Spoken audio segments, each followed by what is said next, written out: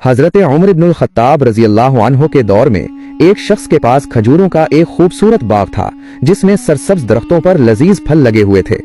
ایک دن ایک چرواہے کا اونٹ باغ کے قریب آیا اور درختوں سے پھل کھانے لگا۔ یہ دیکھ کر باغ کا مالک سخت غصے میں آ گیا اور اس نے ایک پتھر اٹھا کر اونٹ پر دے مارا جس سے وہ ہلاک ہو گیا۔ اونٹ کے مالک نے یہ دیکھا تو انتقام میں باغ کے مالک کو قتل کر دیا۔ یہ معاملہ جب حضرت عمر رضی اللہ عنہ کے پاس پہنچا تو آپ نے قتل کے بدلے قتل کا فیصلہ فرمایا، کیونکہ اسلام میں قصاص کا یہی حکم ہے، رحم دلی اور عدل کی مثال۔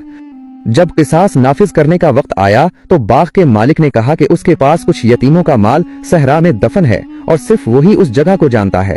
اگر اسے ابھی قصاص میں قتل کر دیا گیا تو یتیموں کا حق ضائع ہو جائے گا، اس لیے اس نے 3 دن کی مہلت مانگی تاکہ وہ یتیموں کے مال کو کسی کے سپرد کر سکے۔